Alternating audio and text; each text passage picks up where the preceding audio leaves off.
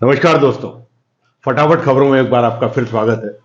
और अखबार में जो छोटी छोटी सुर्खियां हैं जो कि मेनलाइन खबरों से अलग हैं, उन पर मैं आपका ध्यान थोड़ा सा आकर्षित करूंगा ताकि आप अपने ऑफिस जाते जाते फटाफट ये कुछ खबरें देख सकें।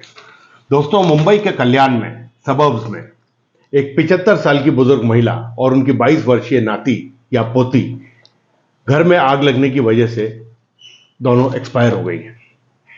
अगर खिड़की खुली होती और फायर ब्रिगेड वालों को टाइम पे खबर कर दी गई होती, जो कि 50 मिनट बाद लोगों ने करी, तो शायद वो दोनों बच जाती। तो आप लोग भी सेफ रहिए, हर बिजली के उपकरण को ठीक से रखिए ताकि इस तरीके का कोई हादसा आपके साथ ना होने पाए।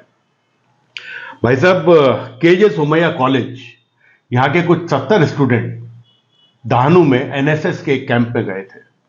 साथ में 4 प्रोफेसर भी थे। तो पहले दिन कैंप का जो था उसमें कुछ बच्चियों ने देर रात तक, शायद 12 बच्चियां जगी।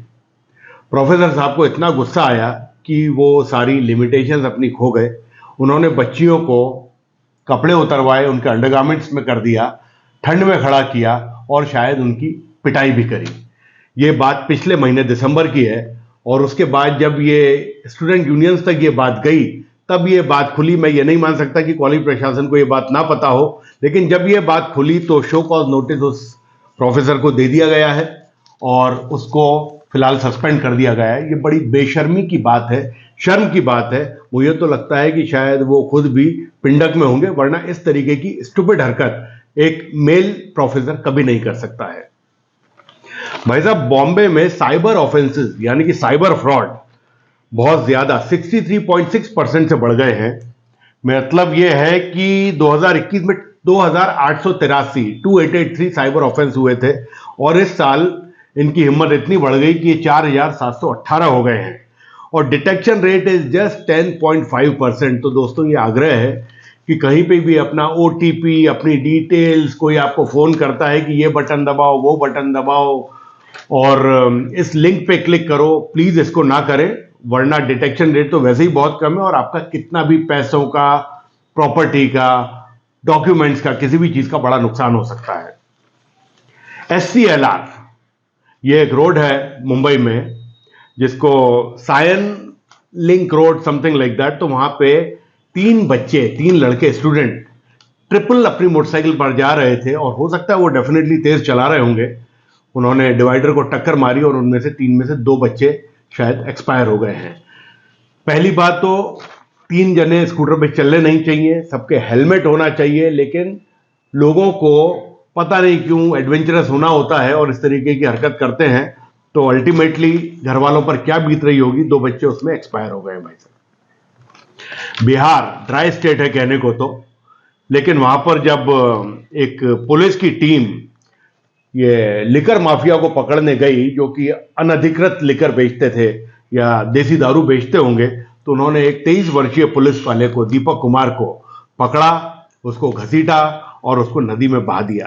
तो मतलब पुलिस की ये स्थिति है दर्दनाक हमारे देश में कि पूरी तैयारी के साथ नहीं जाती और कोई भी बदमाश, गुंडा प्रवृत्ति का आदमी कुछ भी कर देता है और अंत में उस पुलिस वाले की बेचारे की डेथ हो गई।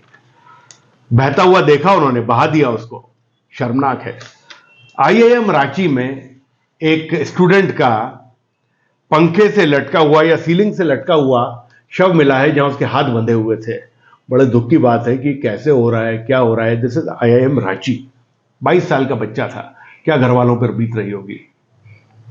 महाराष्ट्र में फार्मर सुसाइड बहुत ज्यादा बढ़ रहे हैं। 2743 ये 2021 में थे और 2942 इस साल हो गए हैं 2022 में, जनवरी टू दिसंबर। और सिर्फ 1171 अमरावती डिवीजन से, एक डिवीजन से 1171 सुसाइड्स नोट किए गए हैं। सरकार पूरी मदद कर रही है, स्कीम्स अनाउंस हो रही है, पर मुझे समझ में नहीं आ रहा कि ये क्यों हो रहा है। या तो स्कीम का फायदा किसानों तक नहीं पहुंच रहा है या फायदा कम दिया जा रहा है। सरकार को इसका संज्ञान लेना चाहिए। दोस्तों, यह खबर अब अगली बेंगलोर से है। एक 75 वर्षीय बुजुर्ग की जीप को टक्कर किसी स्कूटर सवार ने मारी। बुजुर्ग ने इसके स्कूटर को पकड़ा, तो उस बुजुर्ग को वो स्कूटर सवार 750 मतलब पौना मील तक घसीट कर ले गया। बुजुर्ग शायद बच गए हैं, लेकिन लोगों की हिम्मत और हिमाकत देखिए कि कैसे कैसे कर जाते हैं। अगली खबर है मेरे ख्याल से बहुत हाई हेडेड एमपी की है, चेन्नई से। लास्ट मंथ, मतलब आप देखिए रिपोर्ट कैसे होती है ये हवाई जहाज में। उन्होंने पता नहीं किस फितूर में थे, शायद तिरुचिरापल्ली जा रहे थे और इमरजेंसी एग्जिट पर बैठे हुए थे। जवान एमपी हैं, मैं नाम अभी लेना नहीं चाहूंगा क्योंकि अखबार ने दिया नहीं है तो मैं भी नहीं बताऊंगा। हालांकि मुझे मालूम है कि ये शायद एमपी से जो है साहब, ये बैंगलोर से हैं और रूलिंग पार्टी जो सेंटर में है उसके होने चाहिए। इन्होंने इमरजेंसी एग्जिट जो है पता नहीं किस भूल में, किस पिंडक में खोल दिया, बाद में माफी भी मांगी। उस वजह से हवाई जहाज 2 घंटे डिले रवाना हुआ। और ये जो घटना है ये दिसंबर 10 की है, मतलब इतने समय के बाद ये घटना रिपोर्ट हो रही है। तो मीडिया कैसे खबरों को बचाया जाता है, आप ये चीज देखिए। एक और खबर मैं आपको बताता हूं। मध्य प्रदेश के भिंड में 16 वर्षीय एक बच्चे ने अपने फादर की लाइसेंस रिवॉल्वर से अपनी मां को मार दिया। उसका यह कहना था कि उसकी मां उससे प्यार नहीं करती थी। बहुत शर्मनाक है भाई साहब। ये जो खबर है ये बिहार से है, जहां पे जो किन्नर लोग होते हैं उन्होंने जब एक लेडी को ट्रेन में लेबर पेन हुआ तो जच्चा बच्चे की डिलीवरी करवाई और अब जच्चा बच्चा दोनों स्वस्थ हैं। तो मैं ये कहना चाहूंगा कि जो भी किन्नर लोग थे जिन्होंने ये बहुत अच्छा काम किया, उनको कुछ इनाम मिलना चाहिए, प्रशस्ति पत्र मिलना चाहिए, अवार्ड मिलना चाहिए, और उन्होंने जो भी किया उसके लिए सैल्यूट है उनको। भाई साहब, रेप तो अनाप शनाप तरीके से हो रहे हैं, सेक्सुअल वायलेंस हो रहा है महिलाओं के साथ पूरे विश्व में। लेकिन इंग्लैंड ने एक पहल की है कि करीब करीब 800 पुलिस वाले उनके जिनके ऊपर सेक्सुअल वायलेंस या डोमेस्टिक वायलेंस के केसेस हैं उनको नौकरी से निकाल दिया जाएगा। हिंदुस्तान को भी इससे सीख लेनी चाहिए। मैं कल ही खबर देख रहा था जहां पर एक डीसीपी है जिनको बेल हो गई एंड ऑल दैट। अगर यहां पर भी इस तरीके का एक्शन लिया जाए तो डिपार्टमेंट्स क्लीन होंगे और लोगों को सबक मिलेगा। तो इंग्लैंड ने, यूके ने ऑलरेडी भाई साहब इस पर पहल कर दी है। इसके बाद वाली खबर भाई साहब ऑस्ट्रेलिया से है, जहां पे खालिस्तानी समर्थकों ने एक और हिंदू टेंपल को निशाना बनाया और जो ग्राफिटी होती है, जो स्प्रे वाला पेंट होता है, उनसे मंदिर को गंदा कर दिया, लाल नीला पीला करके जो भी है। बट ऑस्ट्रेलियन गवर्नमेंट को, एडमिनिस्ट्रेशन को संज्ञान लेना चाहिए और इस तरीके के असामाजिक तत्वों पर एक्शन लेना चाहिए। मेरी खबर यह है कि क्योंकि इलेक्शंस होने वाले हैं और इनके वोट्स चाहिए, तो वहां की सरकार, वहां का होम मिनिस्टर कोई एक्शन नहीं ले रहे हैं, विच इज वेरी सैड। तो देखा जाए तो पूरी दुनिया में ही स्थिति अजीब है, लेकिन हमको हमारे हिंदुस्तान से मतलब है, यहां पर शांति बनी रहे, सरकार कदम ले। स्पोर्ट्स की बात करें तो आज 3 मैच सीरीज जो अंडर इंटरनेशनल की शुरू होने वाली इंडिया और न्यूजीलैंड के बीच में, हैदराबाद के राजीव गांधी स्टेडियम से 1:30 बजे यह मैच शुरू होगा। उम्मीद करते हैं इंडिया इस मैच को जीते। एक खुशखबरी यह है कि ऋषभ पंत, जिनका एकदम जानलेवा काइंड ऑफ एक्सीडेंट हुआ था जिसमें उनकी जान जा सकती थी, बट भगवान की दया से, आशीर्वाद से लोगों के, वो बच गए। 2 हफ्ते बाद शायद उनको हॉस्पिटल से डिस्चार्ज मिल जाएगा और बहुत जल्दी, लाइक 3 से 4 महीने में वो रिकवरी मोड में आ जाएंगे और उम्मीद करता हूं वो वापस हिंदुस्तान के लिए खेलें, अपना नाम करें, देश का नाम करें।